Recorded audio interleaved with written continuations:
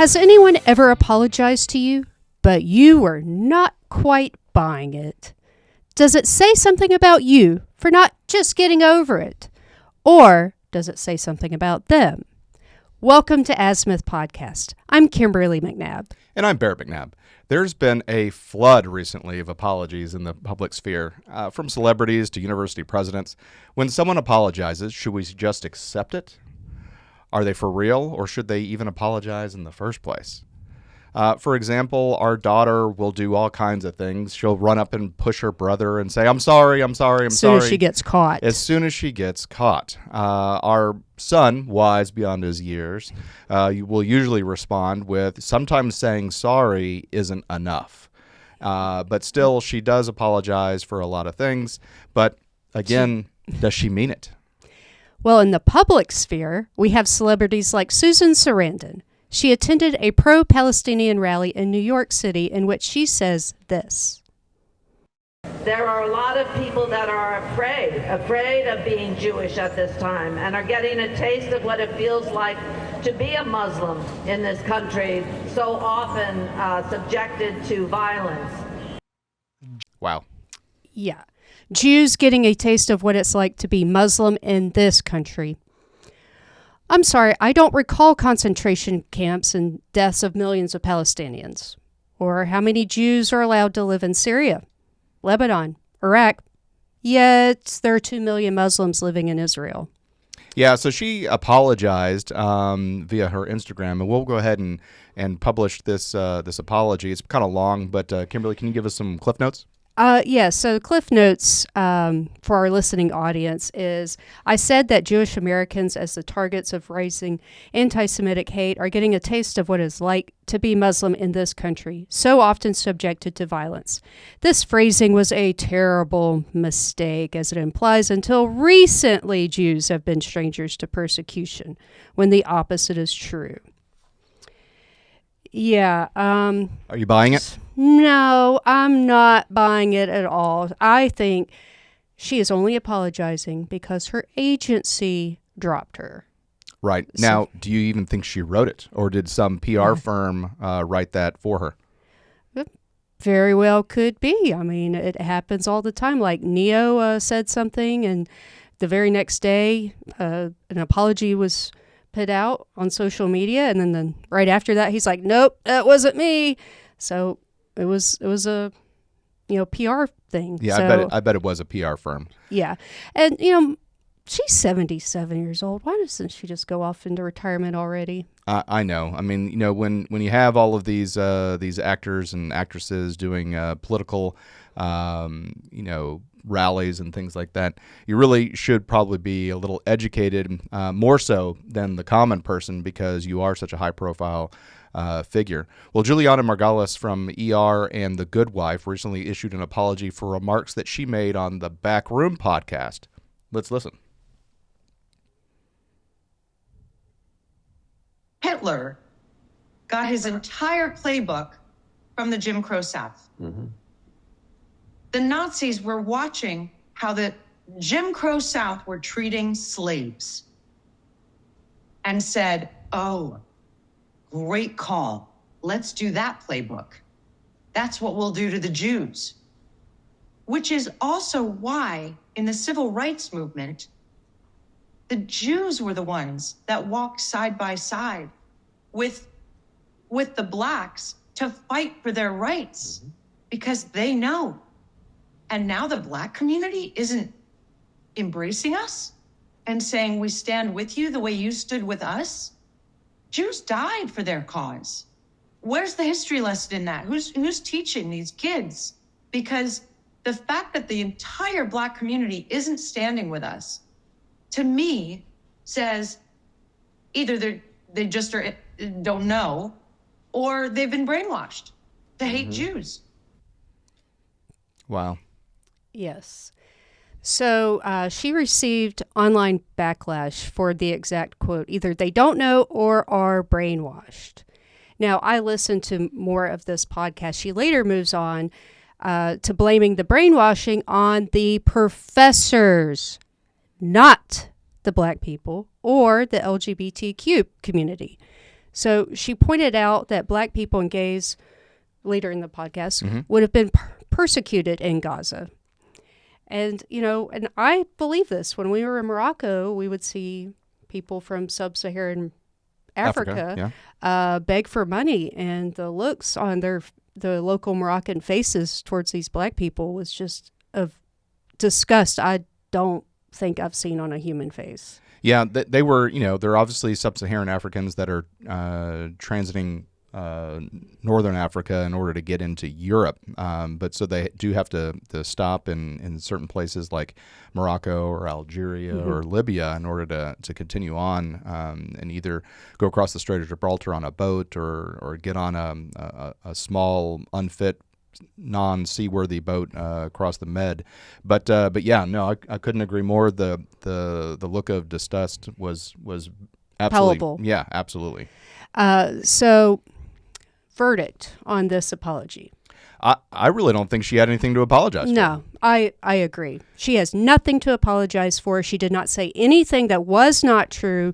This is just someone holding on to one little word and just carrying it down the field. And yeah, I couldn't agree more. The fact that people can cherry pick and listen, re-listen out of an hour and a half long podcast and grab onto a sentence and just cherry pick one thing. I mean, you have to understand the context of what she's upset about. She's Jewish, and what she's upset about is the October massacre that happened. And so she is just saying, why do we have all of these protests going on in our academic universities and in our major cities? Do they know what they're protesting? Do they know what they're protesting, and how come they're not there was not reciprocity with Jews standing up for Black Americans in the Civil Rights era to now? Yep. It just seems like that got forgotten, and that's all she was saying. So she did apologize, but again, I don't know. Unnecessary. I don't know if that was a PR firm that said, "Hey, look, you're probably going to lose work unless you do this," and so she apologized, but it's unfortunate because I think she was right. But in Congress, university presidents of Harvard, UPenn, and MIT were questioned if the calling for genocide against Jews violates the university's code of conduct. Let's watch this clip from the congressional hearing.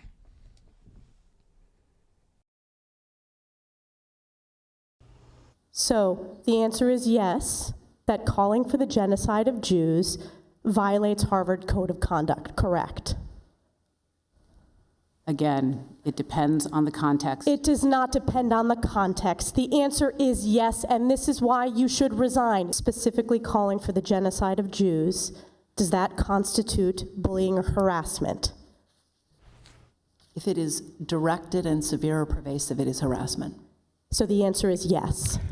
Okay. It is a context-dependent decision, so Congresswoman. The longer version of this is 5 hours. Right. And I would not be happy to sit there and, have a smirk on my face if I were called to Congress to begin with, especially on such a serious subject matter. They just look so smug, like, I am the president of a prestigious university. Right. Like, I could do no wrong. That's the look on their face. A lot of this was, from the context that I've read and seen on other podcasts, that they were over-lawyered, that they obviously had a team of lawyers and had prep, but they lost their humanity. They didn't see the human side of it. And so that's kind of their problem. They were ready to go to trial versus ready to do the right thing. And to just easily say, calling for the genocide of insert whatever you want. Yes. In this case, it was Jews. Flip the script if it were any other group of people. Calling for the genocide of Hindus, calling for the genocide of Jews, calling for the genocide of Muslims. All of those things are wrong. Mm-hmm. They're all wrong. Yeah, and just get the smirks off your face. Please, the smugness. Please, get rid of it. Absolutely. So, it made the rounds. Anything interesting as far as comedy goes? Well, it's just, I was disgusted when I first heard of this, but SNL did a skit after the congressional hearing. Let's watch. Ms. Stefanik, Thank you, Chairwoman. Now, I'm going to start screaming questions at these women like I'm Billy Eichner. Anti-Semitism, yay or nay? I'm sorry, what? Yes or no is calling for the genocide of Jews against the Code of Conduct for Harvard. Well, it depends on the context. What? First of all, if you want to make something funny, don't do that high-pitched, whiny voice. Right, especially if it's inaccurate. It was horrible. I mean, we just heard what Elise Stefanik's voice actually sounds like. It sounds like a normal voice. And she was not hysterical, not in parts that we've seen. And I've scanned the 5-hour congressional hearing. And then I think they really underplayed the smugness looks on President Gay and President McGill's faces. Yeah, I mean, yeah, it just seemed as though, I think you touched on this, that they seemed happy to be there in the congressional testimony just because I'm smarter than you are and I'm ready to prove it. Yeah, in the SNL clip, the person playing McGill was like, I want to get out of here. Oh, it's over. Oh, no, it's not over. And in the congressional hearing, she looked perfectly content to be, more than content to be there. Right. So President McGill did release a video after the hearing. Let's watch. Yesterday's congressional hearing on anti-Semitism, when I was asked if a call for the genocide of Jewish people on our campus would violate our policies. In that moment, I was focused on our university's longstanding policies aligned with the U.S. Constitution, which say that speech alone is not punishable. I was not focused on, but I should have been, the irrefutable fact that a call for genocide of Jewish people is a call for some of the most terrible violence human beings can perpetrate. It's evil, plain and simple. I want to be clear. A call for genocide of Jewish people is threatening, deeply so. It is intentionally meant to terrify a people who have been subjected to pogroms and hatred for centuries and were the victims of mass genocide. Well, so what do you think? Was that an apology?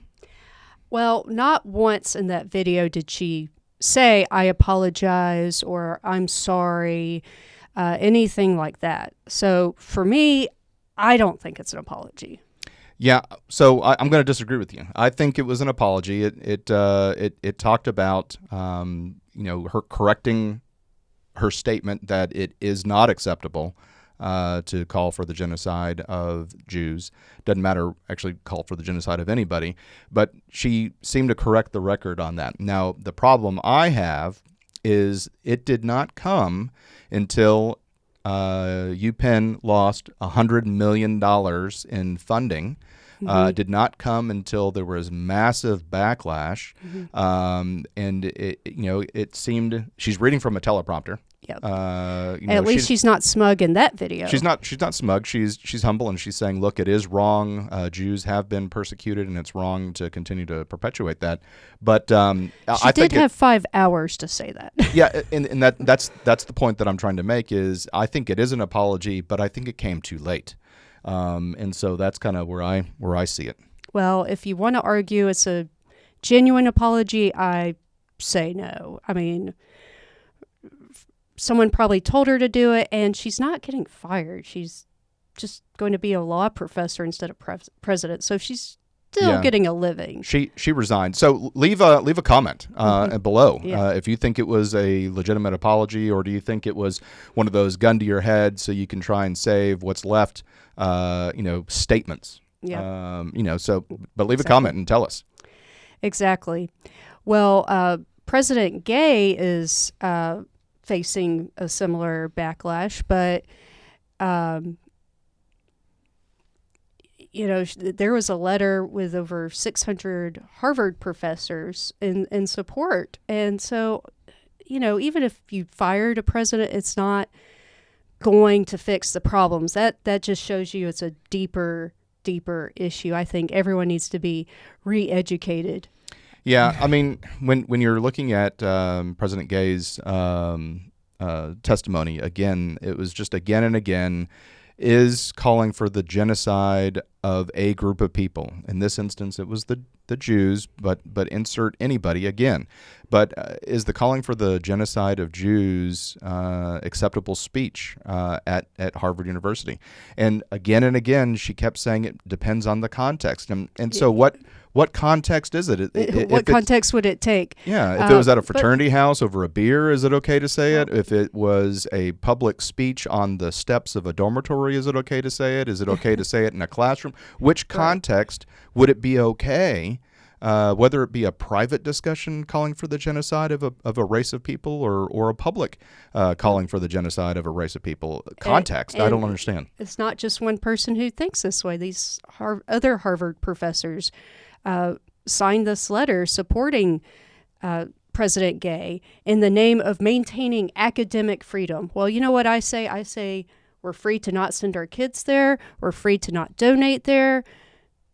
Don't support these places until they get a moral compass. Yeah, and obviously there's that call of employers are free to hire somewhere else as well. I mean, we have law firms and other businesses saying, look, we want to know who all of these people are that are being anti-Semitic so that we don't have them in our workforce. Yeah, and people are like, oh, well, that's cancel culture. I'm like, no, because any employer has the right to hire whoever they think will fit their, not just their needs, but also who will work well with the other within employees, their work culture. Yeah, absolutely. So I say, you know what? You don't want to support this? Don't donate. Don't send your kids to school there, and don't employ people from there. Absolutely. Okay. Well, thanks for listening, and this concludes this segment. Please stay tuned after these messages. Hi, everyone. Thank you for listening. If you enjoy our show with all the stories we share, we would love your support. And it's as easy as clicking that subscribe or follow button. This will ensure you never miss an episode and keeps us bringing you these important stories. Your support makes a huge difference. Thank you so much for being part of our podcast family. Thanks, and keep tuning in. Everyone is talking about presidential elections, but what is not so sexy? Local elections. They're just not as exciting. But this runoff election here in Houston did get us a little fired up, but for different reasons. Well, welcome back to Azimuth Podcast. I'm with my wife, Kimberly McNabb, and I'm Barrett McNabb. So we went to vote for the mayoral runoff. I was personally a little irritated because we went and voted, and then we had to go back, and they had it on a Saturday, so that meant we had to take the kids. And so, we parked the truck. We're walking with the kids. They're 5 and 6. And at a certain point, from the parking, you have just signs just on top of signs on top of signs. And then there's a walkway going into the building. And people are handing out their pamphlets saying, vote for so-and-so, vote for so-and-so. And then we see a 6-foot-tall dude in a purple skirt, matching top, purple hair, and they were saying, vote for so-and-so, LGBTQ. We promise we won't trans your kids, with their children right there. And I wanted to pull a Will Smith at the Oscars moment. Get the thought of my kids out of your mouth. Yeah, it was a little disconcerting because you do have these people that and they're legally allowed to be there. They're legally up to a certain feet. To a certain. I think, and I think it's about 100 feet away from maybe 100 or 200 from the front door. So there is a line on the ground. It's delineated, and there's all these posters and things like that or lawn signs that go in, and you can definitely see where the lawn signs stop. And and there's nothing. You can't wear shirts. You can't have any pamphlets. You can't have billboards or signs or anything like that. So, I saw that there were people that were handing stuff, and I don't take anything from anybody.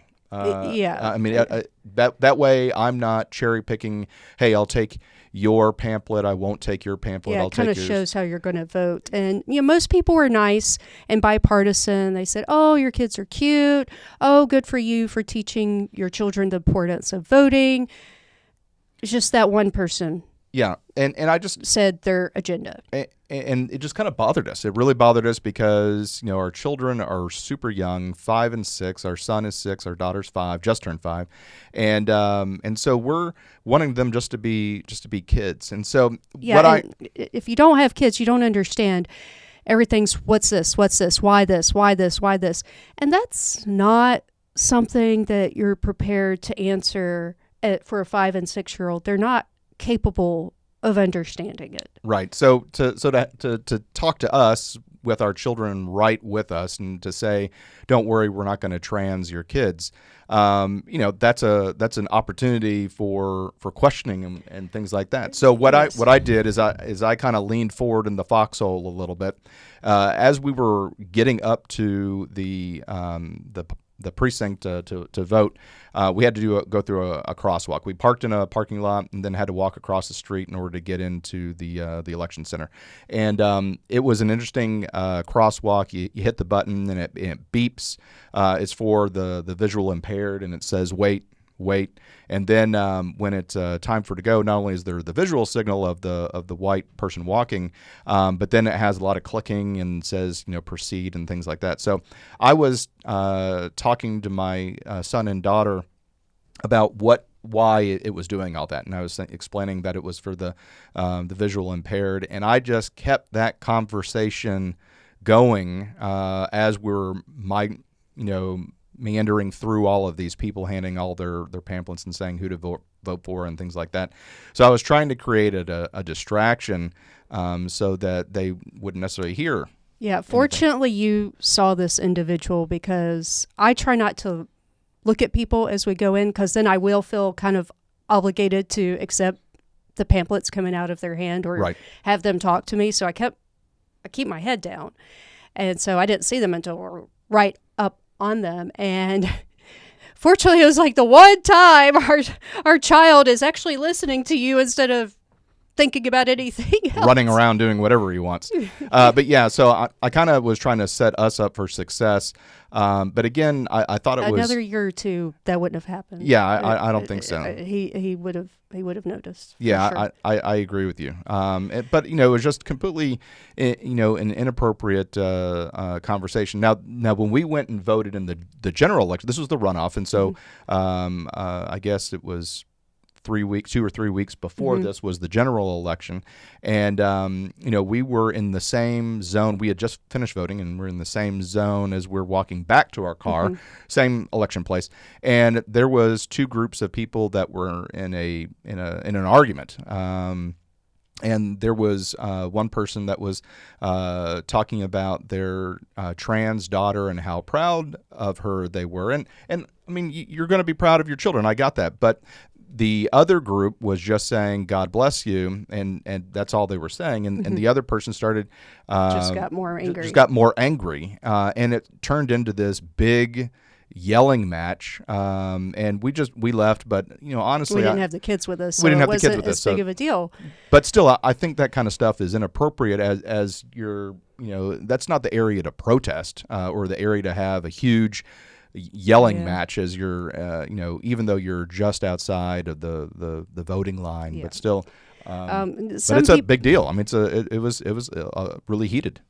Yeah. Well, some people may hear us say, oh, it's inappropriate to have this conversation in front of our kids and call us transphobes and you're unsympathetic or whatever. And, I used to be a lot more sympathetic before we had kids and had something called disposable income. Right.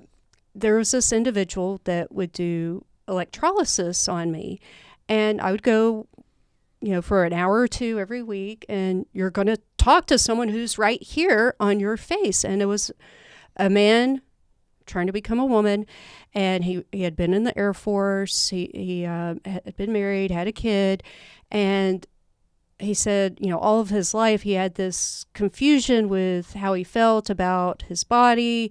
And at first his ex-wife was supportive and then she wasn't. And he was on these hormones to look more feminine. I will say he had some really incredibly well manicured arched eyebrows, but there was this confusion and just this like lost soul that you had to feel sorry for. And, as he was becoming a little more feminine looking and growing his hair out and stuff like that. And I could imagine if he put on a dress and a heavy amount of makeup, he would look like a woman. And so he would tell me about these times when he would be out in public and people might address him as a ma'am or sir. We are in Texas, so sometimes people hold doors open for people they think are female. And he just didn't know how to feel about that. And, and I said, look, this is, long before the Bud Light thing. You're going to be the first, maybe only person, at least for a while, who is transgender, and they're not going to know what to think. They just want to do the right thing. So if you don't know how you want to be addressed, just keep in mind they've never experienced this type of encounter before. So you're going to need to be patient, especially while you're trying to figure this out. No, I agree. I mean, in that kind of scenario, people get in trouble for misgendering somebody, whether it be in academia or in the workplace or things like that. There are some people, some states that are looking at criminalizing doing a misgender. But this individual didn't know whether he or she wanted to be addressed as he or she. Yeah, so I was sympathetic, and I'm like, look, if you're going to tell me to call you ma'am or something, I would have at the time. But now I feel like we're just promoting this mental and moral confusion, and now we're encouraging it, being forced to celebrate it so much that even businesses are turning against their business interest and their clientele, their money makers, and turning against what their purpose is to make money. Right. And, the colleges are supposed to teach you things, and turning against what those things are supposed to stand for. And so now I'm like, you know what? I'm not going to do the pronoun thing. And the more this has been forced, the more I'm resisting. And that's kind of human nature. You're trying to push something on someone, they're going to turn away from it. That's why I've never tried to convert my Jewish friends, because I knew that in rural Georgia, they were going to get the evangelical Bible thumping people in their face. And I knew to have their Christian friend do that would turn them off even more. Yeah, absolutely. And speaking of Christianity, some people are like, oh, there's no, God loves the trans too. And that is true, but there is scripture to speak against transgenderism. In Deuteronomy 22:5, it says, a woman shall not wear anything that pertains to a man, and that it's not really speaking to women shouldn't wear pants, because God knows I wear pants all the time. It means in like military sense, like playing the role of a man, being on the front lines. That's what that's pertaining to. And then it goes on to say, nor shall a man put on a woman's garment, for all who do so are in an abomination to the Lord your God. And so men are not supposed to play the role of women. That's like, women have roles, men have roles. And I think to encourage, I'm not saying condemn it, but I'm saying do not encourage transgenderism. Because, or at least to press it upon somebody. Definitely who's don't press it impressionable. upon someone else, because to do so, in my view, is to say God made a mistake. Does God make mistakes? I hope. I'd like to think not, but that's my personal opinion. Okay. Well, absolutely. So thank you for this segment, and please stay tuned after these messages. Hi, everyone. Thank you for listening. If you enjoy our show with all the stories we share, we would love your support. And it's as easy as clicking that subscribe or follow button. This will ensure you never miss an episode and keeps us bringing you these important stories. Your support makes a huge difference. Thank you so much for being part of our podcast family. Thanks, and keep tuning in. Hi, welcome back to Azimuth Podcast. I'm here with my wife, Kimberly McNabb, and I'm Barrett McNabb.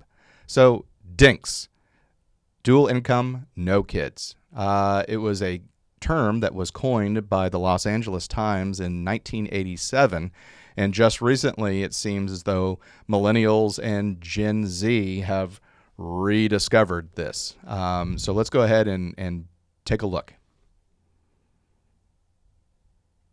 We're DINKS. We go to Trader Joe's and workout classes on the weekends. We're DINKS. We get into snobby hobbies like skiing and golfing. We're DINKS. We can go to Florida on a whim. We're DINKS. We're already planning our European vacation next year.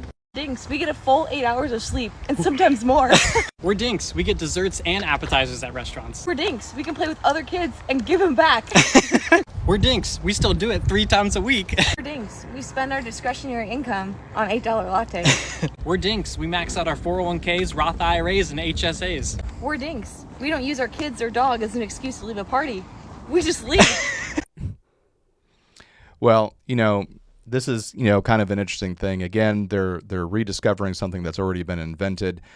This is kind of along the lines of a TikTok challenge that I saw that was to write your name without lifting the pen off the paper. So what Millennials and Gen Z have rediscovered is cursive. They taught me that in 2nd grade. Yeah. So, I mean, this is just absolutely... But that's what you get when, you overpraise your child, which their parents apparently did. Like, oh, little Johnny's so smart for, remembering to wash their hands. Yeah, they're 8. I mean, right. Way too much praise. But these these TikTok videos where there's multiple people that are making these and posting them to the internet. But it's like they've rediscovered that after marriage, you can wait to have children. Now it seems as though they're saying they're never going to have children, but we waited 5 years. Yeah. Before we had kids. And So yes, we did get to travel and do things. So yeah.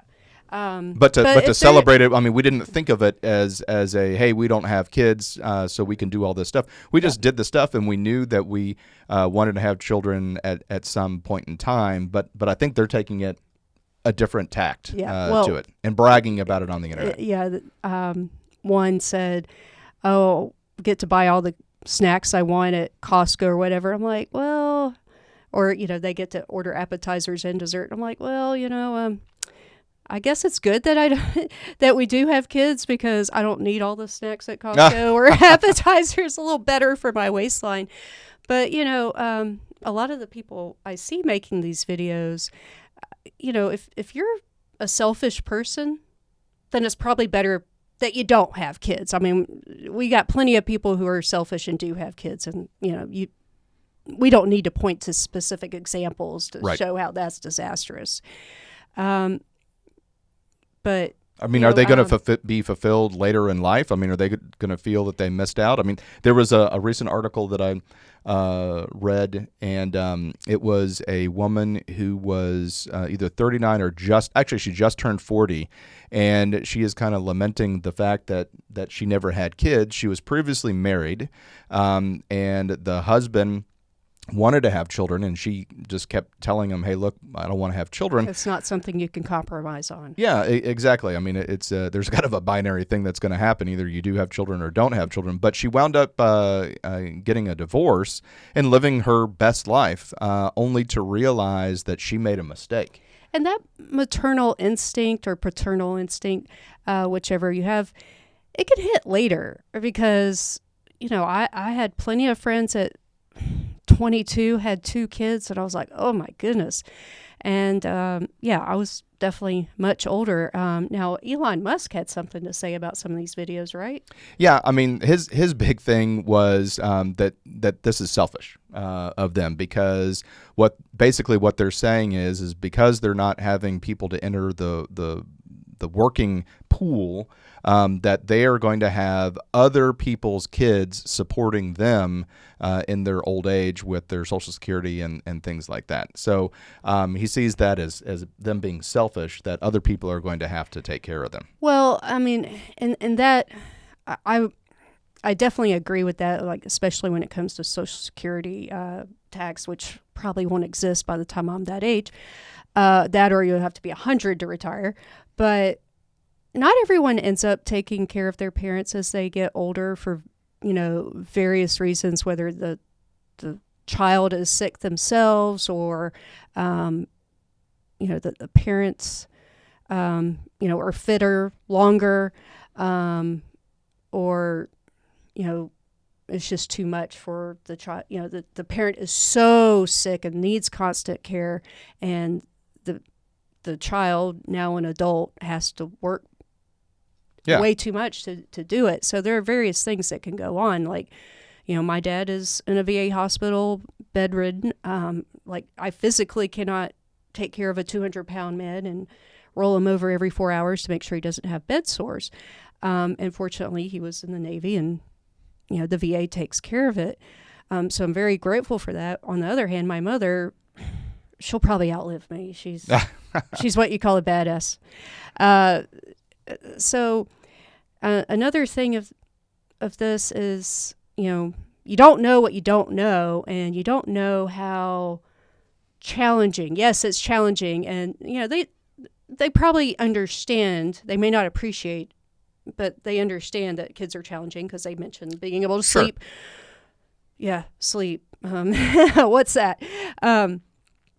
But children push you to your physical and mental limits, and you don't build muscle without ripping, micro rips, and it gets bigger. And it's true for anything else. Like, you're challenged mentally to argue with a 3-year-old about why you should do things that you don't even think about, and so that now for you have to explain it in ways that you haven't thought of explaining something that you think is so simple.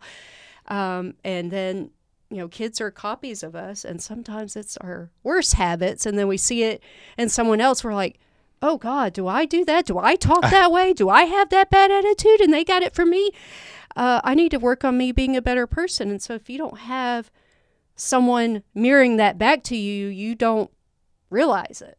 And so they're not being challenged to be the best versions of themselves. Yeah, and honestly, the fact that we were able to do all of those cool things too, and then have children, it's just it's amazing to see the blank slate that they are. Our son has been reading for this year. He's in first grade, and it is so cool to see him, reading signs, reading menus, reading text that's at the bottom of television, reading my work, and reading to his sister, and she looks up to him as he's reading books and things like that, and it's just cool to see that 2 years ago he couldn't read and now he can read, and to see what the future is going to hold for children, I think is satisfying.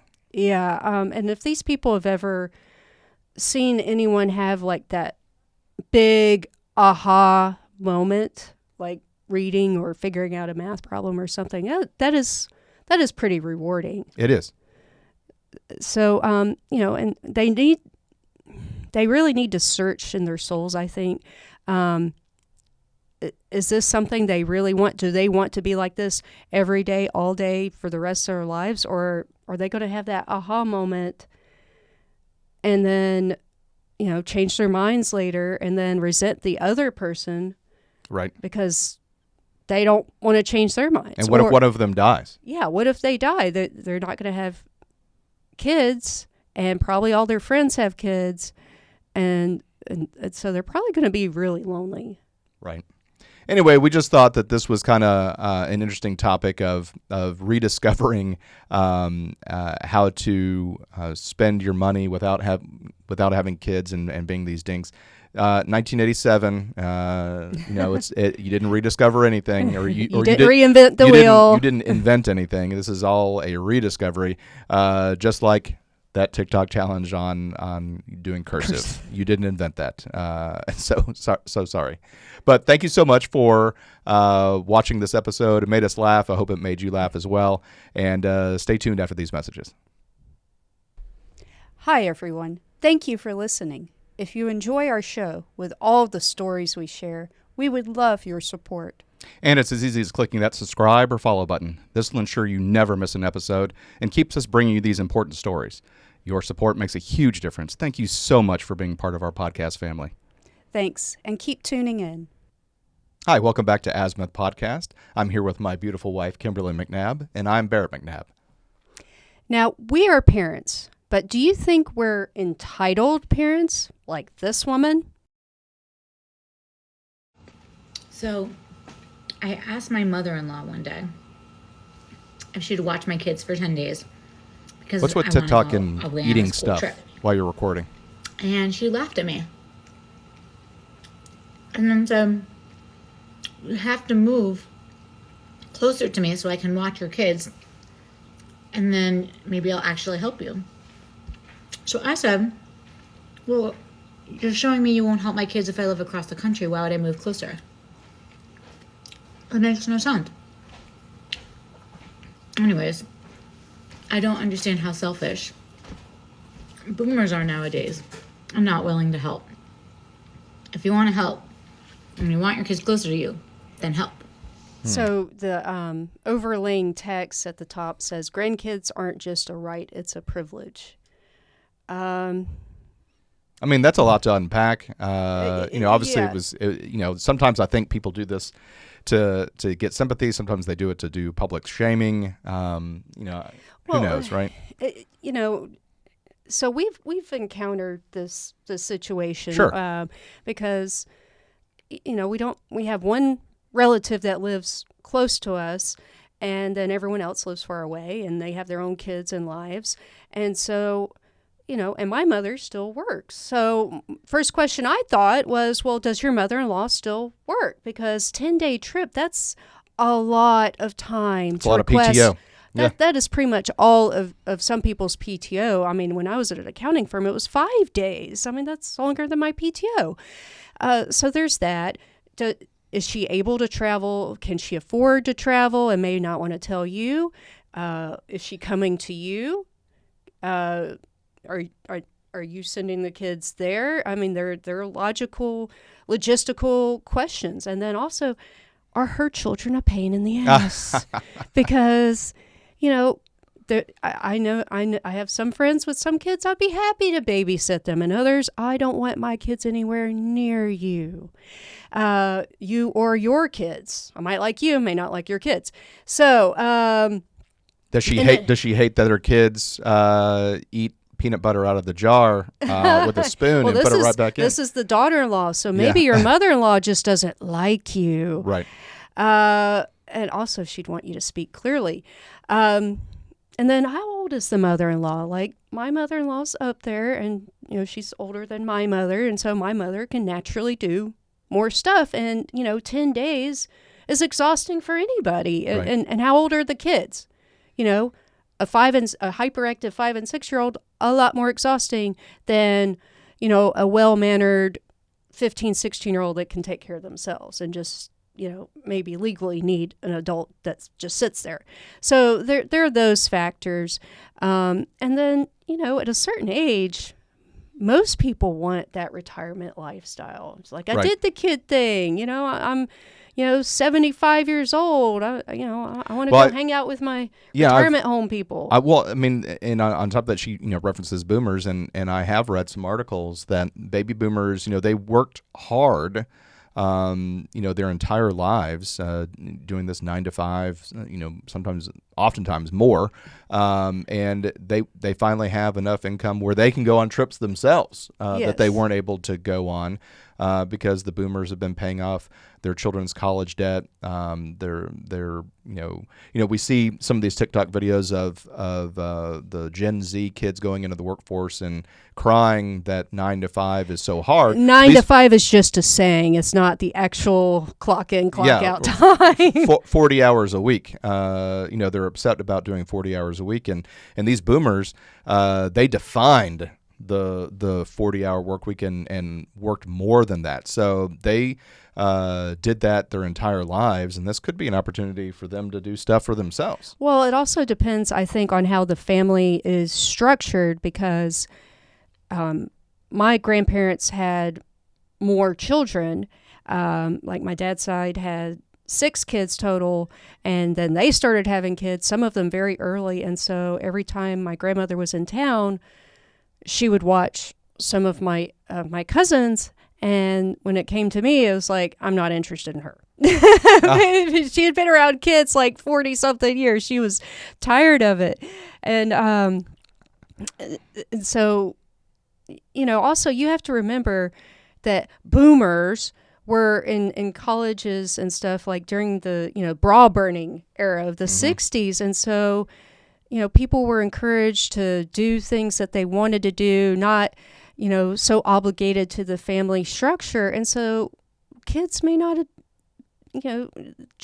generations past, and certainly this generation and, people younger than we aren't as kid-centric. So they may not want to babysit or have as much to do with kids. One of the things I thought of is what's the timeline that she's asking her mother-in-law to watch her kids. I mean, we went on a long trip, and we started planning a year in advance to have my mother-in-law, your mother, watch our children for 7 days. 7. I think the longest was 9. And again, it was at least a year out because she had to request time off. And of course, the first thing I would ask is, are you willing? Right. Is this something that would interest you? These are the dates I was looking at. I haven't registered for anything. I haven't signed up for anything, bought any plane tickets, nothing, until she had that paid time off on the board at her work. And this was our Alaska trip. When you were running your 50th state marathon and finishing up in Alaska. So everything was, is this okay with you? Is this okay with you? Is this something with, what, you want to do or can do? Do you need money to get here? We made it, hopefully, Mom, as painless as possible. Painless as possible. And and same when his mom comes to babysit, like I try to have them fed and clean and, everything laid out, and we're going to be back by this time. And so anyway, she just seems very entitled. And at the end of the day, parents, you have to remember, you're the one that chose to have children. Right. Yeah. I mean, so it's called consequences. Maybe your parents should have taught you more about it. There you go. Absolutely. Anyway, we saw this and we thought it was interesting, and made us laugh a little bit, and made us scratch our heads of what we're not guilty, are we? Yeah. Are we doing this as well? So, but thank you so much for watching this segment of Azimuth Podcast. Please stay tuned after these messages. Hi, everyone. Thank you for listening. If you enjoy our show with all the stories we share, we would love your support. And it's as easy as clicking that subscribe or follow button. This will ensure you never miss an episode and keeps us bringing you these important stories. Your support makes a huge difference. Thank you so much for being part of our podcast family. Thanks, and keep tuning in.